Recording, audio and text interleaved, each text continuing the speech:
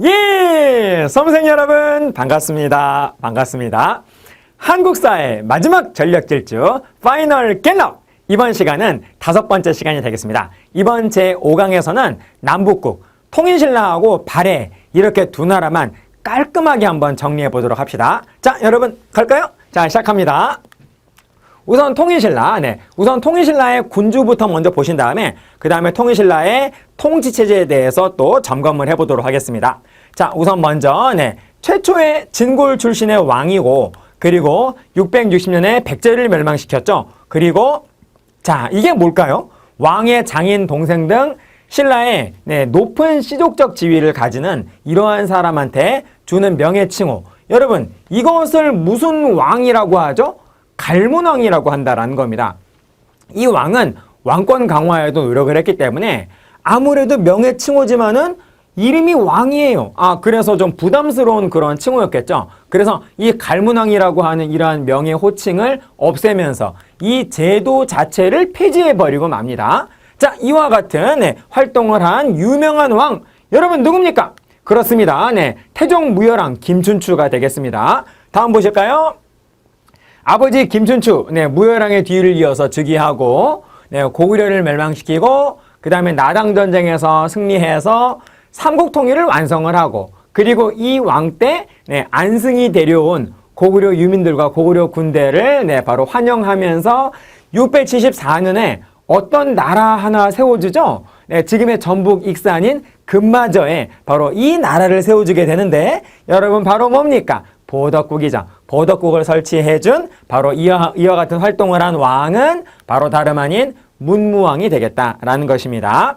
자, 그리고 그 다음 문무왕 사후에 681년에 즉위하자마자 바로 김음돌 모역 사건, 모반 사건을 계기로 해서 자기한테 왕권의 위협이 되는 진골 귀족들을 굉장히 많이 숙청하면서 아주 강력한 전제 왕권을 강화하죠.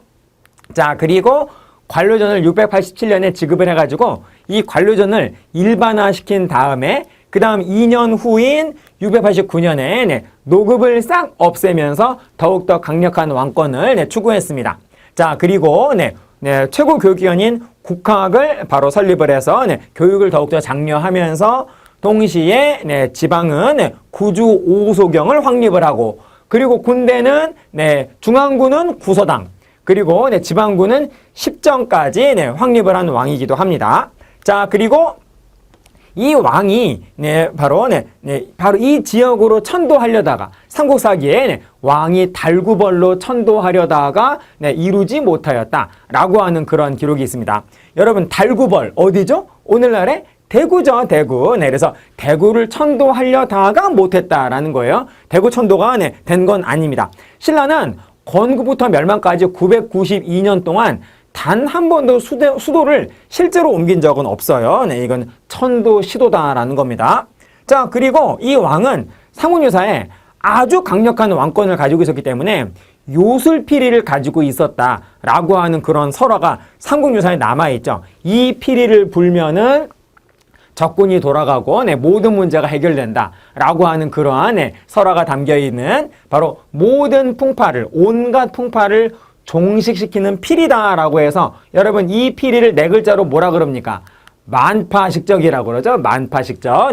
자, 이와 같은 항목들과 관련된 유명한 왕, 여러분 누굽니까? 그렇습니다. 신문왕이죠. 기억해 주십시오. 자, 그 다음 보실까요? 백관잠이라고 하는 경계의 글을 문무백관들한테 바로 발표했습니다. 자, 그리고 누각. 여러분 이 누자는 여러분 물 새는 걸 누수라 그러죠. 그래서 바로 이 물이 새는 원리를 이용을 해서 물방울이 똑똑똑 떨어지는 걸 가지고서 바로 시계를 만들었어요. 그래서 이 누각은 바로 무슨 시계냐면 물시계입니다. 보통 우리 물시계 그러면 조선 세종대왕의 자경루만 떠오를 수 있겠지만은 현존하진 않지만 이 왕이 물시계인 누각을 만들었다라고 하는 기록이 지금도 남아 있습니다. 그리고 이 누각을 담당하는 관청인 무슨 관청을 함께 설치를 하냐면 담당하고 관리를 한 거죠. 바로 누각전이라고 하는 담당 관청을 또 설치했다라는 것입니다.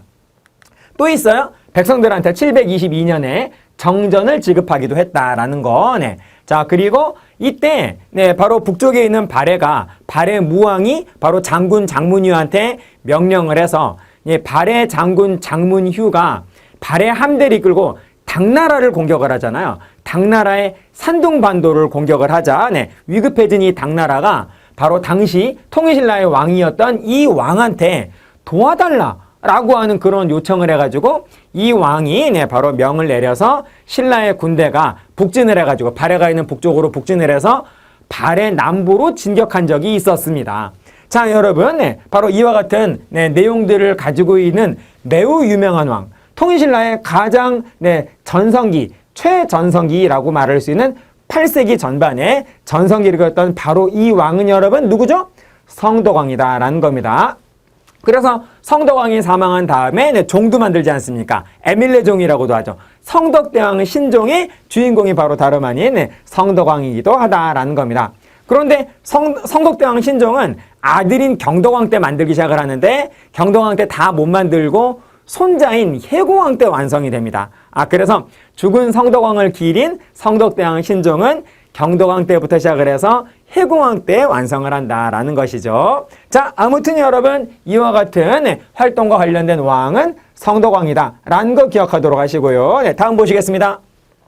757년에 노급이 부활이 돼요. 이것을 통해서 왕권이 약화가 되면서 진골 귀족한테 밀렸다라고 하는 하나의 증거가 되고 있다라는 겁니다.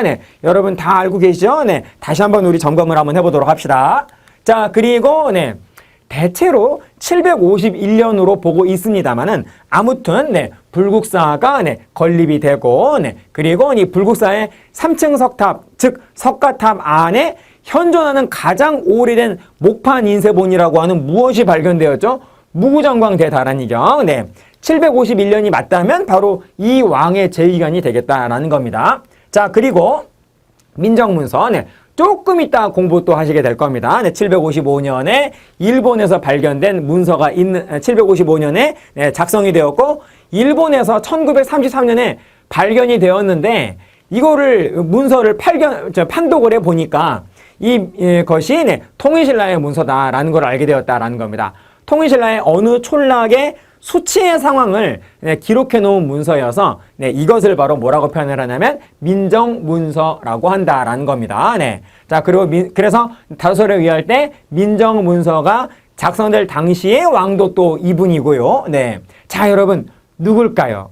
바로 다름 아닌 경덕왕이 되겠다라는 겁니다. 자, 보자마자 기억을 다시 한번 딱 자, 점검을 좀 해 주십시오.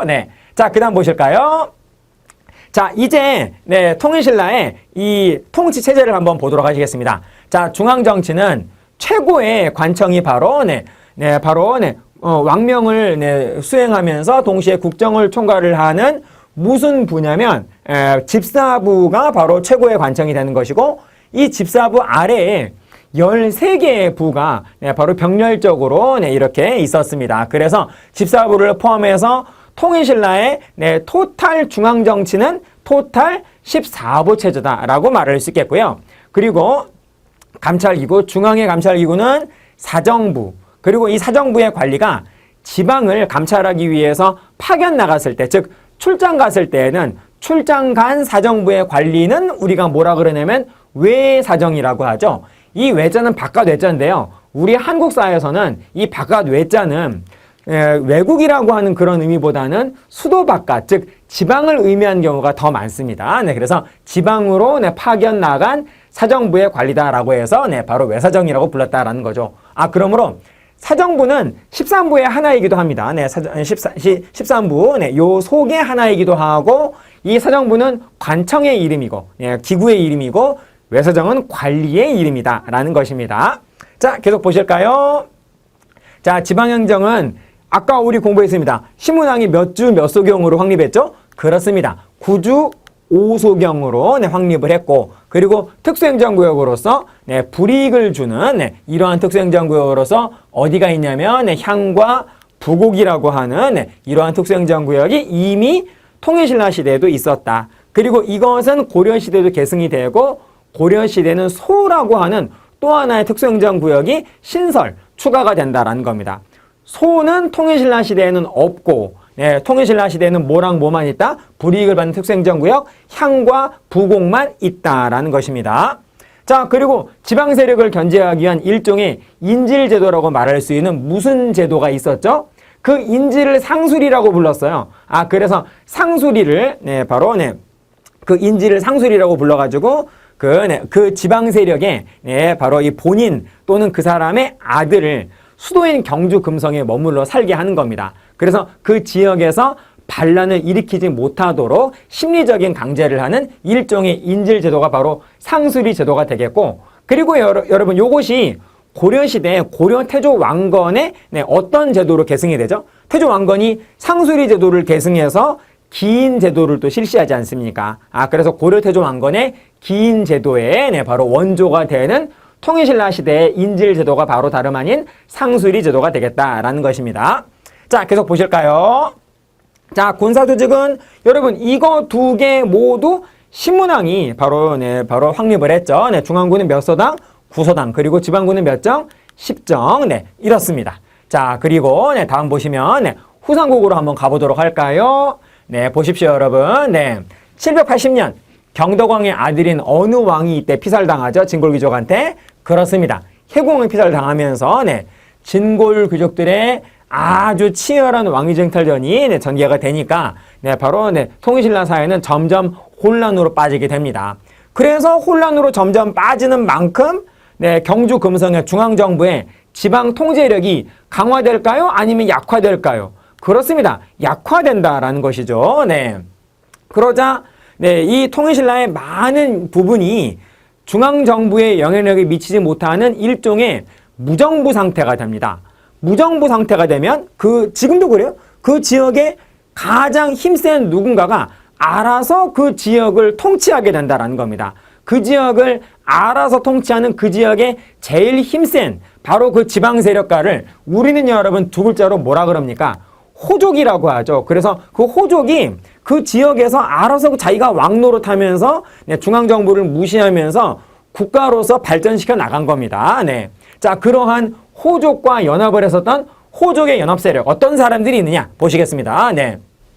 반신라 세력, 또 수도가 경주 금성이니까요. 반경주 금성 세력, 또 네, 방중앙 진골 세력이라고 말할 수 있겠죠. 네. 우선 호족, 그리고 골품지에서 진골 바로 다음에 있는 네, 이 귀족의 등급으로서 진골에 의해서 계속 이 승진이 제한되고 있고 네, 성장이 안 되고 있었던 출세가 막혀 있어서 진골한테 굉장히 불만이 많았던 여러분 몇 두품? 6두품이 바로 호족과 연합을 했고 네, 그리고 불구종파 가운데서 여러분 교종일까요? 선종일까요? 선종입니다. 선종. 그리고 선종 승려들이 주로 네, 발전시킨 학설인 무슨지리설, 풍수지리설 바로 이와 같은 세력과 네, 이와 같은 사상이 연합이 되어서 각 지역마다 네, 바로 이렇게 호족을 정점으로 하는 새로운 어떤 사회를 만들려고 하는 팀들이 다 있었던 거예요. 각 지역마다. 그래서 그러한 호족 팀들이 알아서 자기들끼리 그 지역을 통치하면서 경쟁을 해 나가면서 점점 네, 이 가장 강력한 호족이 이끄는 팀이 결국 최종적으로 승리해가지고 그 팀이 바로 네, 두 팀이 된다는 겁니다. 네, 견훤팀하고 궁예팀 이렇게 두 팀이 바로 통일신라의 영역 안에서 나라를 세우게 되는 거죠. 아, 바로 그것이 무엇이냐? 바로 이것이다 라는 겁니다. 네, 그래서 견훤이 네, 옛 백제 땅에 네, 지금의 전주, 전북 전주에 해당하는 완산주에다가 네, 백제를 계승한 무슨 나라를 세우죠? 그렇죠. 후백제를 바로 건국을 합니다. 이 당시에 견훤이 900년에 세운 나라 이름은 백제인데 이 온조가 네, 기원전 18년에 세운 백제하고 견훤이 900년에 세운 백제라는 두 나라의 이름이 같기 때문에 역사가들이 다만 견훤이 세운 나라를 후백제라고 부를 뿐이다 라는 겁니다. 후자는 그러니까 역사가들이 붙인 거죠. 그러니까 견훤이 세운 백제를 역사가들은 후백제라고 부르면서 우리는 그냥 후백제라고 아는 것이다 라는 겁니다. 자, 그리고 이해 질서라 1년 후인 901년에는 궁예가 네, 지금의 개성인 송악을 중심으로 해서 후국을 건국을 하고요. 네, 그리고 궁예는 나라 이름을 두 번이나 바꾸죠. 보시겠습니다. 904년에 대동방국을 의미하는 네, 마진으로 이름을 바꿉니다. 그리고 다음엔 905년에는 네, 바로 송악에서 어디로 천도하냐면 철원으로 천도를 하지요. 그리고 911년에는 다시 한번 나라 이름을 무엇으로 바꾸냐면 태봉으로 바꾼다라는 겁니다. 자, 그래서 바로 이와 같은 견훤이 세운 나라와 궁예가 세운 이러한 나라, 이렇게 해서 후삼국이 이제 전개가 되는 것이고, 이 후삼국의 결국 최종적인 승리는 무엇과 관련이 되냐면 고려 건국, 그리고 후삼국 통일하고 관련이 되기 때문에 바로 이 다음 이야기는 고려 시대에서 우리가 공부를 하도록 하겠습니다. 즉 제6강에서 공부를 하겠다라는 것입니다. 자, 여기까지 보시고, 자, 이제 바로 발해로 우리 넘어가도록 하겠습니다. 자, 발해는 바로 대조영이 바로 지금의 그 만주의 도나시에 해당하는 무슨 산? 바로 동모산에서 처음으로 건국을 하죠. 이 동모산은 지금의 이 도나시의 성산자산성으로 비정이 되는 곳입니다. 자, 그리고 대조영은 왕이라고 부를 때는 높을 고자를 써서 고왕이라고 하지요. 자, 이 발해 국민들은 여러분 멸망한 고구려의 유민들과 그리고 말갈족 이렇게 두 개의 세력이 연합을 해서 발해를 건국을 하였고, 그리고 멸망한 926년 이 야율아복이라고 하는 이 민족의 추장이 이끄는 이 군의 공격을 받아서 결국 이 발해는 멸망을 하게 되죠. 상경이 함락이 되면서 바로 여러분 어느 민족입니까? 거란족의 침입을 받아서 결국 발해는 멸망을 하게 된다라는 것입니다. 자, 다음 보실까요? 발해 1대왕은 방금 보신 것처럼 발해의 1대왕은 고왕이고 2대왕은 발해 무왕이 되겠습니다.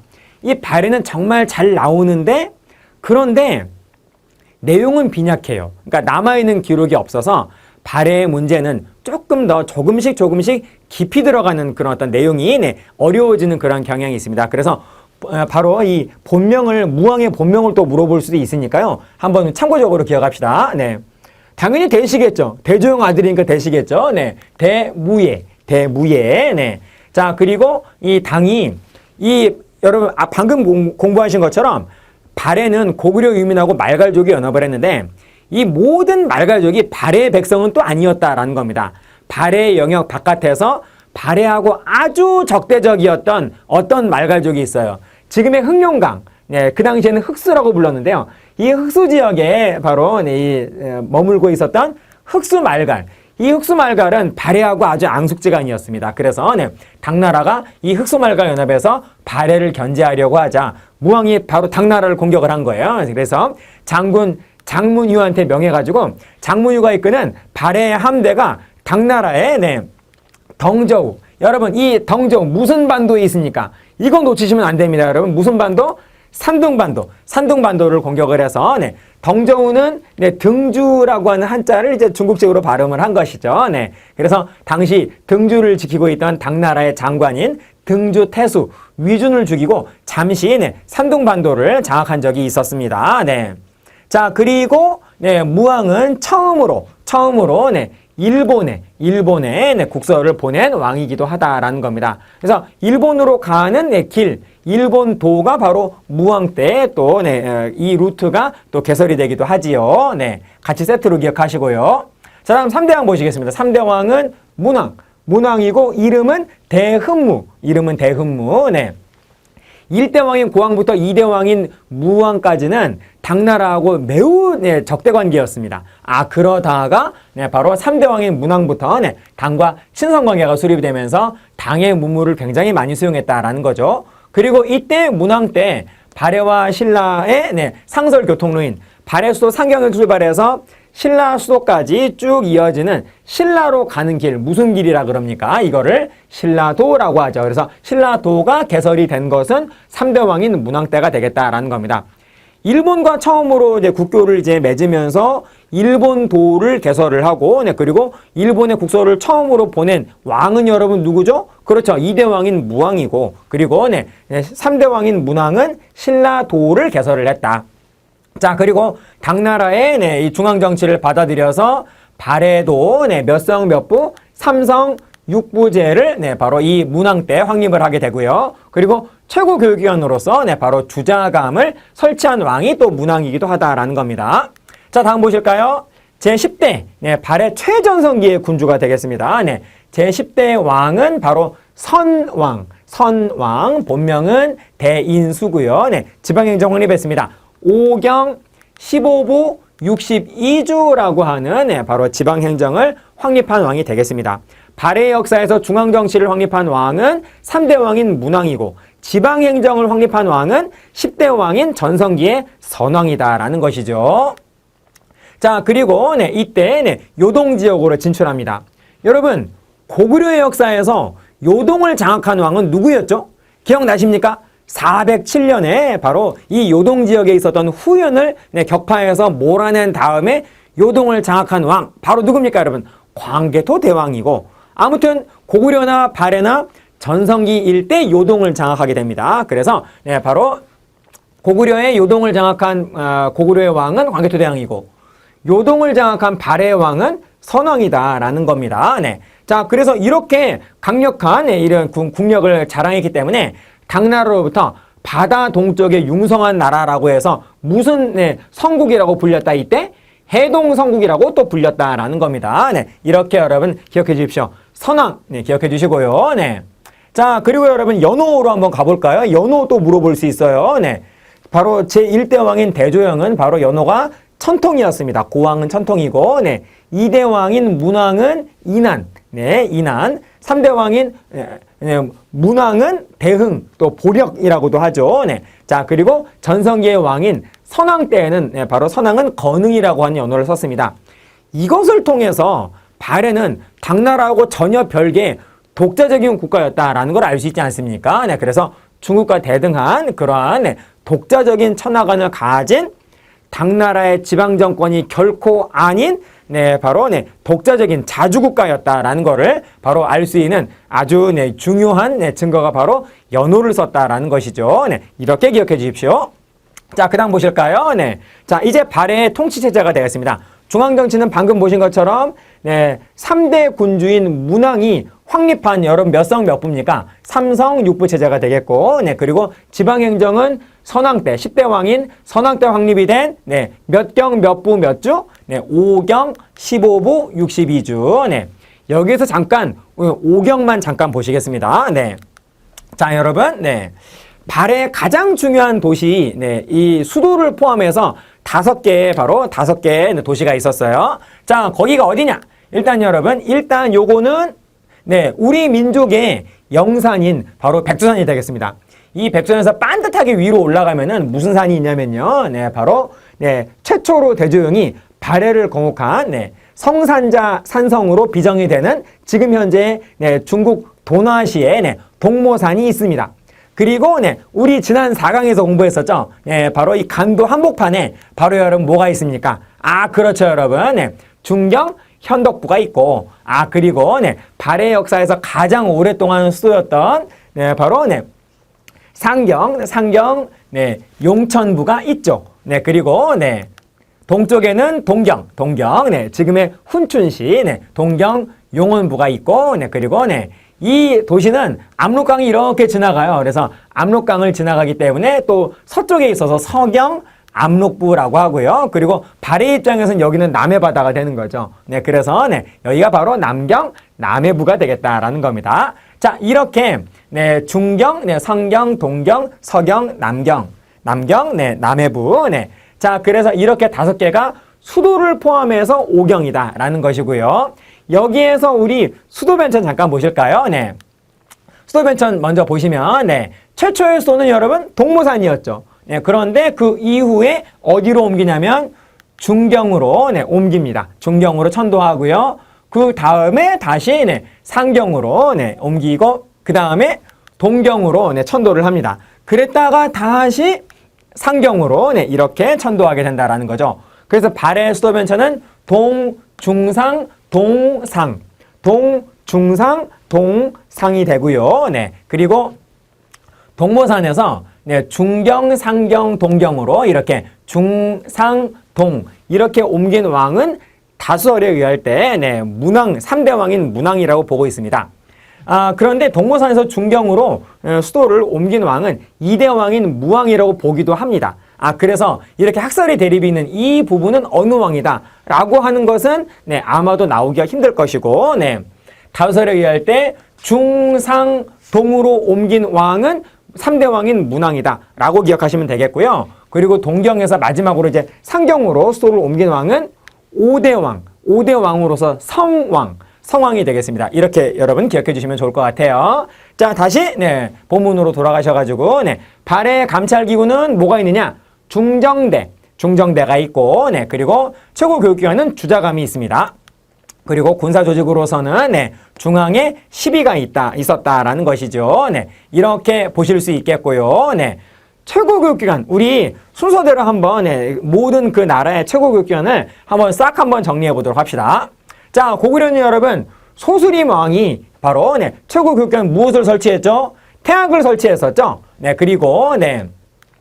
그리고 통일신라는 아까 우리 보신 것처럼 바로 국학, 어느 왕이었죠? 신문왕, 그렇습니다. 그리고 지금 우리가 보고 있었던 발해는 바로 이름이 주자감이고 3대 왕인 문왕이 설립을 했고, 그리고 고려는 아직 공부하지 않았습니다만은 고려는 국자감, 바로 만들어질 당시에는 국자감이라고 그랬어요.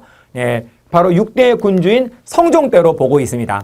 그리고 국자감 그 이후에 고려의 명칭은 이 고려의 이 최고교육관의 명칭은 계속 바뀌다가 이 고려 말에 성균관이었거든요. 그래서 성균관이라는 이름을 그대로 따와서 바로 태조 이성계가 바로 한양에다가 바로 설치한 조선의 최고교육기관이 바로 성균관이 되겠다라는 겁니다. 이렇게 어떤 하나의 테마가 있으면은 이렇게 한꺼번에 묶어서 정리하시면 가장 효율적인 그런 바로 시험에 대한 대비가 되실 것 같습니다. 자, 다음 보실까요? 자, 이제 남북국의 정치는 끝났고 이제 경제사회 문화로 한번 가보도록 하겠습니다. 자, 우선 경제.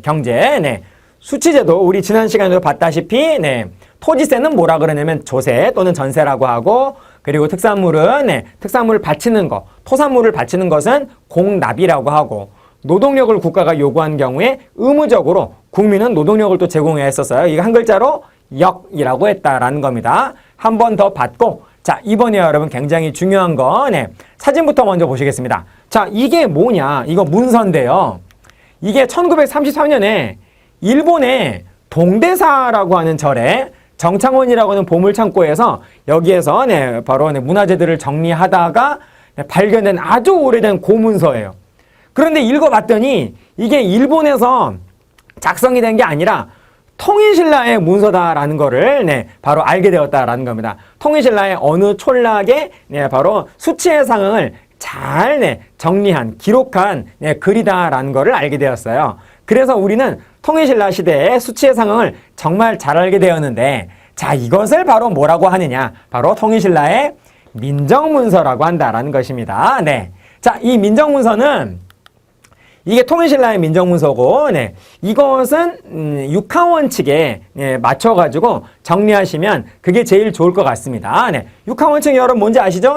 언제, 어디서, 누가, 무엇을, 어떻게, 왜 이렇게 해서 하나씩 한번 보시겠어요? 이 민정문서는 물론 1933년에 일본에서 발견이 되었는데, 여기서 말하는 언제는 발견된 연도를 물어보는 것이 아니라 이게 붓으로 누군가에 의해서 어느 시점에 써졌겠죠. 작성 연도를 물어보는 겁니다. 다설에 의할 때 755년 경덕왕 때로 보고 있습니다. 그리고 이게 어디에 내용을 작성한 문서냐? 충북 청주에 해당하는 이 당시의 통일신라는 청주는 오소경 가운데 하나인 서원경이었죠. 그래서 서원경 부근에 4개의 촌락, 4개의 촌락의 내용을 바로 기록해 놓은 것입니다. 이 촌락의 대표를 바로 촌주라고 하죠. 촌락의 내용은 대표인 누가 기록했냐면 촌주가 기록을 했다. 그리고 이 무엇을이 중요한데 5종류예요. 5종류. 일단 땅이 있습니다. 토지, 토지의 면적, 또 토지의 종류. 자, 이런 것들을 상세하게 좀 설명을 해놨고요. 그리고 가호, 땅 위에 집이 있죠. 그래서 집에 대해서 쭉 설명을 해놨고, 그리고 집 속에 사람이 있지 않습니까? 인구, 잘 분류해놨고요. 그리고 집 바깥에 사람 바깥에 바로 집 바깥에 바로 우마, 소와 말에 대해서, 그리고 유실수, 뽕나무, 호두나무, 잣나무와 같은 이러한 유실수에 대해서 또 설명을 하고 있습니다. 그래서 이 내용을 제가 여기서 다 말씀드릴 수는 없고요. 땅이 있다. 그 위에 집이 있다. 집 속에 사람이 있다. 바깥에 소하고 말이 있다. 그 바깥에 그 다음에 식물이 있다. 이렇게 여러분 단계를 맞춰가지고 정리해 주시면 좋을 것 같습니다. 자, 그리고 어떻게 천주가 이런 어떤 상황을 매년 조사해가지고 뭐 물론 실시간으로 조사가 되겠죠. 매년 조사해서 이 문서를 바꾸는 거, 리뉴얼 하는 거는 몇 년마다 한 번씩 제작성을 했다? 3년마다 한 번씩 제작성을 했다라는 겁니다. 자, 이와 같은 민정문서를 만든 이유는 바로 수치의 자료를 활용하기 위해서였다라는 것이죠. 이렇게 기억해 주십시오. 자, 다음 보시겠습니다. 토지제도 우리가 군주하면서 한 번씩 봤는데 이걸 한꺼번에 좀 몰아가지고 한 번 더 보겠습니다. 자, 우선 687년 관료전 지급하고 2년 후인 689년에 노급을 폐지한 왕은 여러분 다 아시다시피 누굽니까? 시문왕이고, 그리고 정전 722년 정전 지급한 왕은 통일신라 전성기의 군주인 성덕왕.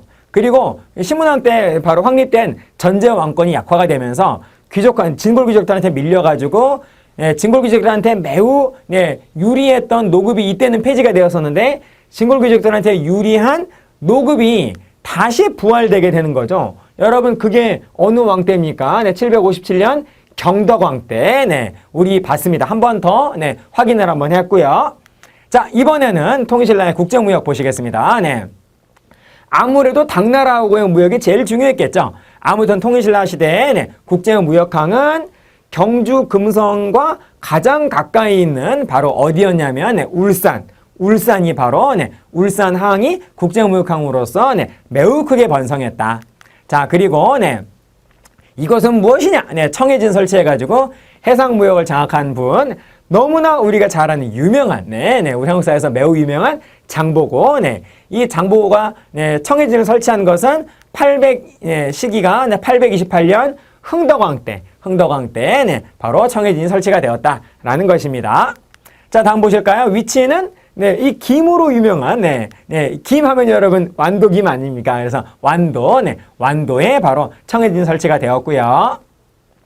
자, 여러분 당나라 안에 여러분 지금 미국에 우리 한국인들 많이 모여 사는 곳을 뭐라 그러죠? 코리아타운이라고 그러죠.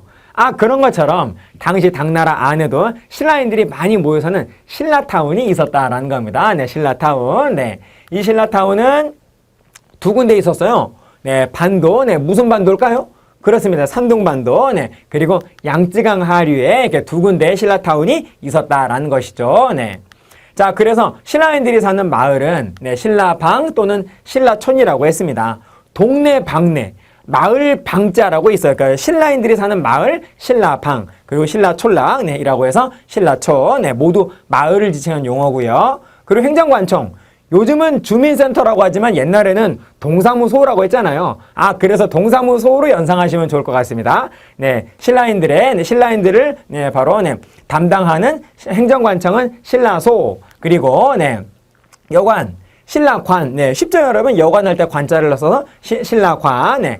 그리고 신라인이 만든 바로 절, 사원은 여러분 사원할 때 원자를 써서 신라원이라고 했고, 대표적인 신라원은 바로 장보고가 산둥반도에 적산에다가 만든 대표적인 신라원은 바로 다름 아닌 법화원이라고 하는 신라원이 있었다.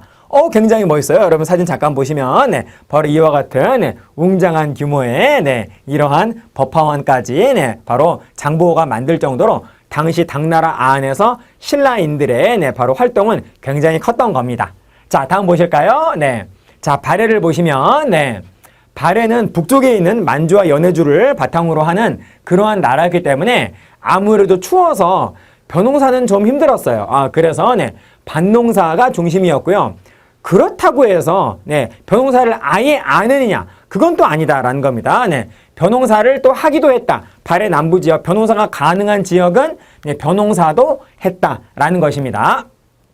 자, 그리고 목축업으로서 이 오경 15부 가운데에서 15부 중에서 말이 굉장히 특산물로 유명한 부가 있습니다. 자, 여러분 보자마자 외워주십시오. 무슨 부? 솔빈부. 솔빈부의 말이 굉장히 유명해서 이 말을 당나라에 굉장히 많이 매년 바로 판매를 하는, 무역을 하는, 수출을 하는 굉장히 효자 수출품이었다라고 하죠. 자, 다음 보실까요?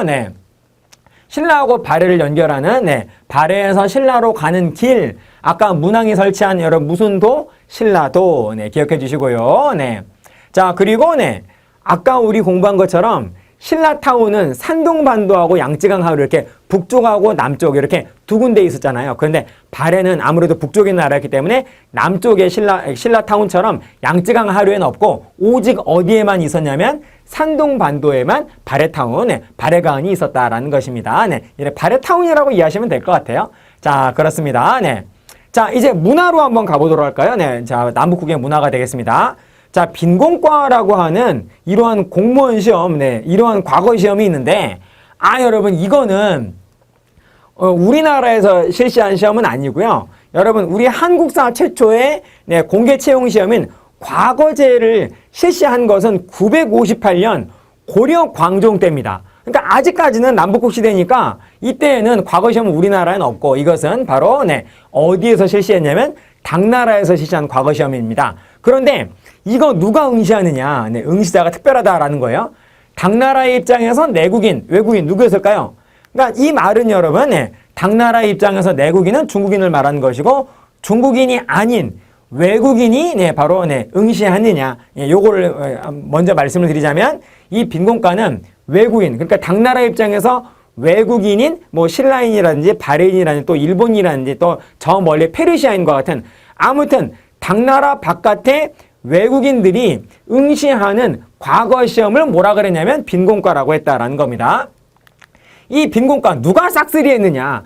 바로 다르면 우리 신라 유학생과 네, 발해 유학생. 우리가 공부는 잘하잖아요. 그래서 네, 빈공과는 거의 네, 신라인 아니면 발해인이 모두 석권했다라고 이해할 수 있겠습니다. 네.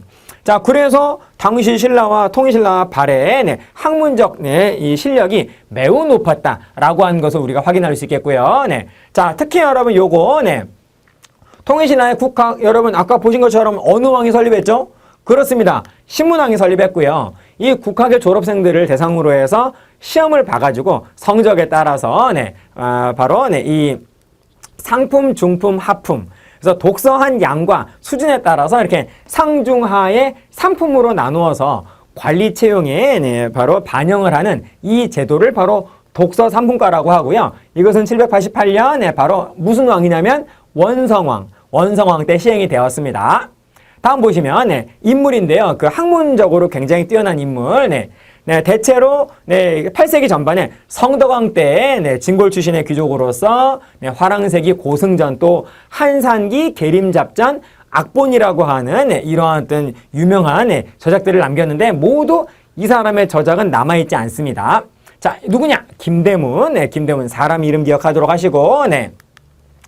자, 그리고 신라의 육두품으로서 외교 문서에 매우 능했던 강수 그리고 네, 또 육두품으로서 네, 이분은 이두 정리하고 네, 그리고 네, 또 화왕계라고 하는 글을 지어서 신문왕한테 바치기도 했었는데요. 이 충신을 가까이 해야 한다라고 하는 그런 네, 글이 되겠습니다. 이분은 누구냐면 어머니는 무열왕의 딸인 요석공주고 아버지는 원효대사예요. 요석공주와 그리고 원효대사 사이에서 태어난 바로 이분 누구입니까, 여러분? 네, 설총이죠. 네, 이두정리, 화왕계, 설총 기억하시고 다음 육품으로서 굉장히 유명하신 분입니다. 네, 토왕서경문 네, 진성여왕에게 시무십초를 바치기도 했었던 네, 바로 최치원이 바로 통일신라 시대의 대표적인 바로 네, 학자들이 되겠다라는 것이지요. 자, 다음 보실까요? 네, 방금 보신 것처럼 최고 교육기관으로서 문왕이 설치한 무슨 감? 주자감 다시 한번 강조. 다음 네, 문항이 설치했고요. 자, 그리고 네, 당나라의 외국인 대상 과거 시험인 네, 바로 이 시험에 신라 유학생과 발해 유학생이 네, 매우 경쟁적으로 응시했다라고 하는 거. 방금 보신 것처럼 무슨 과? 빈공과라는 겁니다. 이 빈은 손님이란 그런 뜻이에요. 네. 자, 그래서 손님이 보는 시험이다라고 해서 빈공과라고 한 것이죠. 자, 이제 불교로 한번 가볼까요? 네. 자, 이분이, 이 고승이 누군지 맞추는 겁니다. 자, 보세요. 네. 자, 우선, 네. 진리의 절대성. 네. 이 세상에 사람들의 마음 속에 공통으로 담겨 있는 통일된 마음. 그러한 통일된 마음이 바로 절대진리다라고 하면서 그것을 뭐라고 하셨냐면 일심이라고 네, 또 언급을 하시고 네, 절대진리를 강조하신 분입니다. 진리의 절대성을 강조하시고 네. 그래서 이 세상 모든 것들은 진리가 바로 하나인 일심이기 때문에 당시 불교 종파들이 치열하게 자기들의 종파가 맞다라고 하면서 치열하게 논쟁을 벌이는 것은 결국 진리는 하나이기 때문에 결국 조화를 이룰 수 있다라고 해가지고 모든 논쟁을 조화시킨다라고 하는 이러한 사상을 또 전개해 나가셨죠, 이분이. 그래서 이 사상의 근거가 되는 게 바로 일심이 되겠다라는 겁니다. 모든 논쟁을 조화시킨다라고 해서 이것을 우리 뭐라 그럽니까? 화쟁사상이라고 하죠. 이 정도 되면 여러분 이분이 누구다라는 거는 이미 감을 잡았을 것이다 라고 생각이 들 겁니다. 됩니다. 자, 그리고 계속 평생 나무 아미타불 극락정토를 지키시는 수신이 바로 아미타 부처님 아니겠습니까? 아미타 부처님한테 귀의합니다 라고 하는 이런 나무 아미타불을 계속 외우면 극락정토에 왕생한다 라고 하는 바로 이러한 신앙, 바로 아미타 부처님께 의지하는 신앙이다라고 해서 이것을 무슨 신앙이라고 하냐면 아미타 신앙을 주도했었고, 또 아까 여러분 설총은 누구의 아들이다 그랬죠? 바로 이분의 아들입니다. 그래서 설총을 낳은 다음에 자기 자신을 소성거사라고 자처를 하면서 좀 털털하게 전국을 유람을 하면서 노래를 부르셨어요. 이분이 불교 노래. 막힘이 없다. 장애가 없다라고 하는 바로 무예가를 바로 부르면서 이 무예가를 확산시키면서 불교 대중화에 공헌하신 분. 이제 누구라고 얘기 안 해도 이제 여러분 아시겠죠? 여러분 누굽니까? 바로 다름 아닌 원효대사가 되겠다라는 겁니다. 자, 계속 볼까요? 모든 존재는 독립적인 게 하나도 없대요. 이 세상의 모든 존재들은 서로 상호 의존적인 그런 어떤 관계에 있으면서 영향을 주고받는다. 그래서 그 존재들은 조화를 이루고 있다라고 하는, 비록 지금 대립과 갈등을 보이고 있는 어떤 존재가 있다 할지라도 결국은 조화를 향해서 나아가는 중이다라고 하면서 조화를 굉장히 강조한 이 사상을 바로 무슨 사상이라고 하냐면 화엄사상이라고 하죠. 그래서 화엄사상을 정립을 하면서 우리 통일신라에 화엄종을 처음으로 개창을 하신 바로 그분이 되겠습니다. 그리고 화엄사상을 시로 지은 다음에 210자의 시로 지은 다음에 그 시의 한 글자 한 글자를 마치 아라베스크 무늬처럼 이렇게 배열을 해서 그림처럼 만든 바로 그런 그림이 지금도 남아있죠. 이건 뭐라 그럽니까? 화엄일승법계도. 한번 보실까요? 바로 이와 같은 그림을 바로 뭐라고 한다? 화엄일승법계도. 이런 화엄일승법계도를 지은 바로 이 고승은 바로 다름 아닌 그리고 여러분 관세음보살. 관세음보살을 또 관음보살이라 그래요. 그래서 관음보살을 의지하는 신앙인 바로 이 신앙을 또 이끌었습니다. 관음신앙이 되는 거죠. 누굽니까 여러분? 바로 의상이 되겠다라는 것입니다. 자, 다음 보실까요? 불교는 크게 두 개의 종파로 양분이 되는데 이 종파는 일단 최종 목적은 같습니다.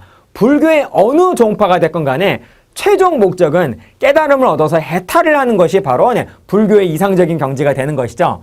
그래서 이 두 개의 종파가 나누어지는 것은 최종 목적이 달라서가 아닙니다. 모든 불교 종파의 목적은 깨달음, 해탈이에요.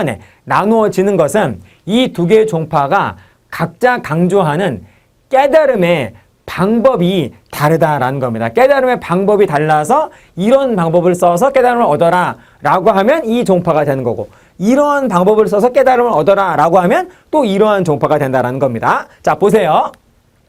경전연구, 공부 열심히, 불경을 열심히 읽다 보면 어느 순간 하면서 이 세상 모든 이치가 이해가 되면서 갑자기 내 마음속에 평화가 찾아와요. 이러한 해탈의 경지에 바로 이를 수 있다라고 하면서 경전 연구를 공부, 불경을 열심히 탐독하는 것을 강조하는 종파가 있고, 그리고 자, 물론 경전 연구도 강조합니다. 이 종파는 강조하지만은 참선과 실천 수행을 보다 더 강조하면서 참선, 명상을 통해서 깨달음을 이룰 수 있다라고 하는 그러한 주장을 하는 그런 길을 제시하는 이러한 종파, 이렇게 두 종류로 나눠볼 수 있겠죠. 자, 여러분, 이 종파를 무슨 종파라고 그러죠? 교종이라고 하고, 그리고 이 종파는 참선할 때 선자를 써서 바로 선종이라고 한다라는 겁니다. 그런데 여러분, 교종을 믿으려면은 한문을 알아야 돼요. 불경은 한문이지 않습니까? 이 불경의 어려운 그 한문의 내용을 해석을 해서 그 불경이 가지고 있는 그 참 의미, 진실한 의미, 참맛을 바로 느낄 수 있는 그러한 뛰어난 한문 능력을 가지고 있는 사람은 당시 피지배층이었을까요? 지배층이었을까요? 그렇습니다. 지배층이었다라는 거죠. 그래서 교종은 어느 시대에나 귀족과 함께한 귀족들의 종파가 되겠다라는 것입니다. 그런데 참선 실천수행은 글 몰라도 되거든요. 그러니까 피지배층 일반 백성들과 좀 더 가까웠던 종파는 바로 선종이었다라고 볼 수 있겠다라는 것이죠. 그래서 통일신라 말에 점점 살기가 힘들어지니까 백성들 바로 요거부터 먼저 보시겠습니다. 자, 그래서 교종의 5대 종파는 오교라고 하고, 그리고 선종은 9대 종파로 나눠졌어요. 그래서 9대 종파는 구산이라고 부른다라는 것이죠. 자, 그래서 교종은 보신 것처럼 중앙에 진골 귀족들이 지원하고, 그리고 선종은 지방에 호족들이 지원했습니다.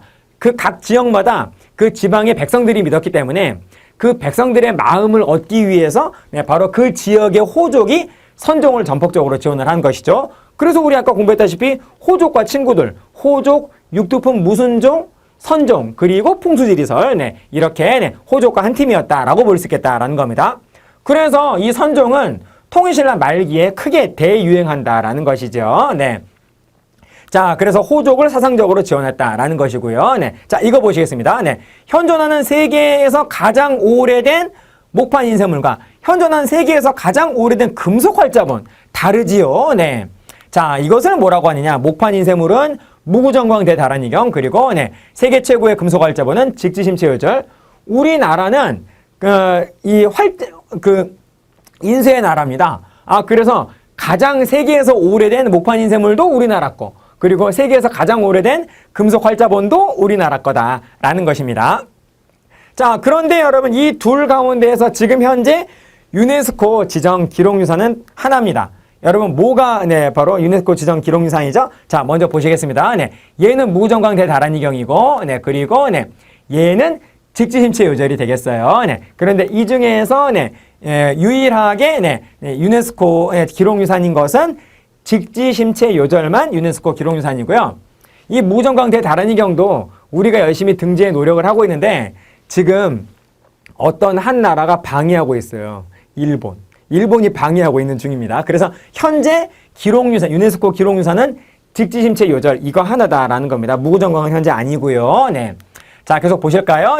이 무구정광 대다란이경은 통일신라 시대고요. 그리고 직지심체요절은 그리고 고려 말이 되겠습니다. 고려 말. 자, 그래서 이 무구정광 대다란이경은 751년으로 추정을 하죠.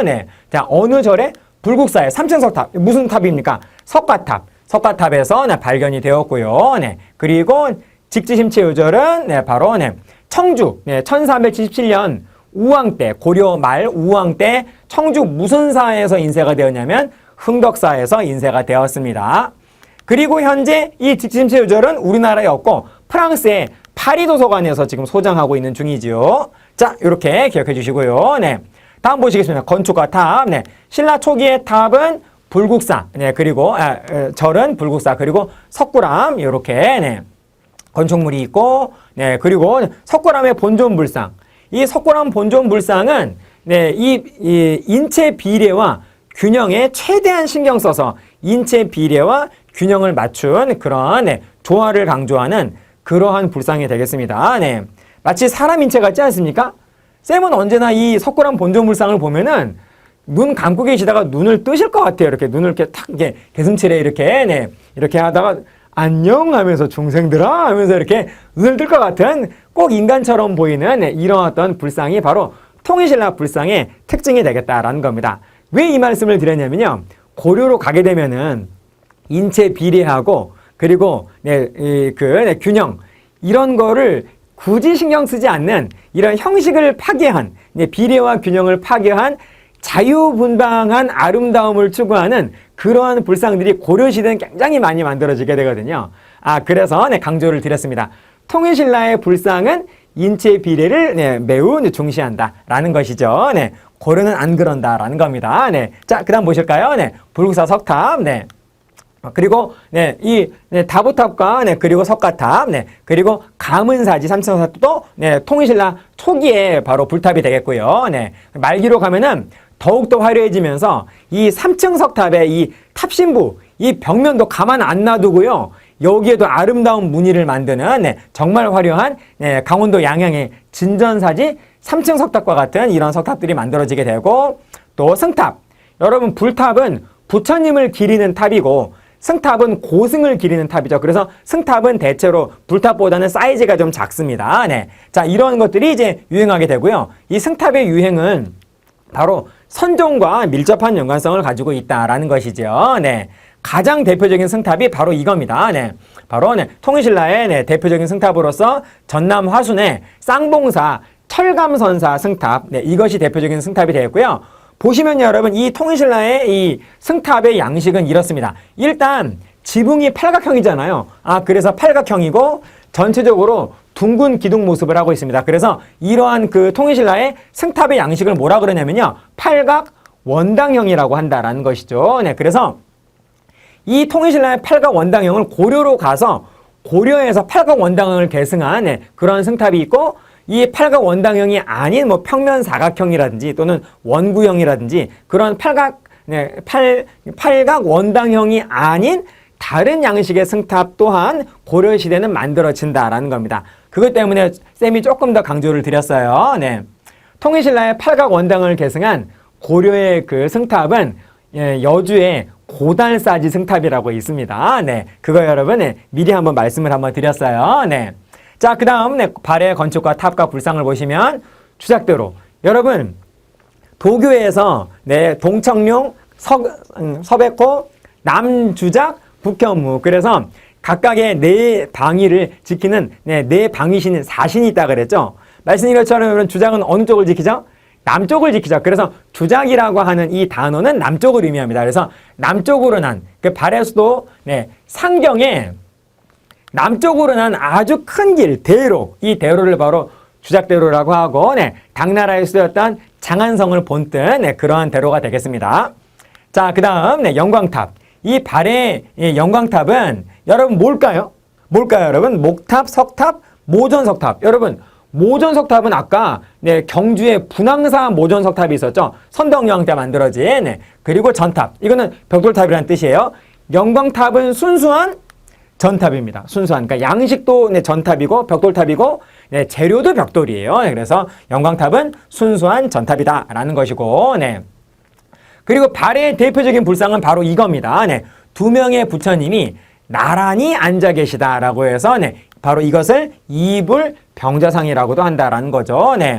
이 다보 이 석가여래께서 법화경을 강론을 하고 계실 때, 법화신앙을 설명하고 계실 때 다보여래께서 나타나셔가지고 함께 이렇게 대화를 나누는 이러한 상황을 바로 이불병자상으로 표현한 겁니다. 그러니까 이불병자상은 바로 법화신앙과 매우 밀접한 관련이 있는 불상이 되겠다라는 것이죠. 어떠십니까? 여러분, 좀 정리가 되십니까? 그래서 여기까지 하겠습니다. 자, 그래서 이번 시간에는 남북국 통일신라하고 발해만 깔끔하게 한번 봤어요. 다음 시간부터는 본격적으로 고려로 넘어가도록 하겠습니다. 여러분, 이번 제5강은 여기까지 하겠습니다. 마치겠습니다. 끝! 구독과 좋아요를 눌러주세요.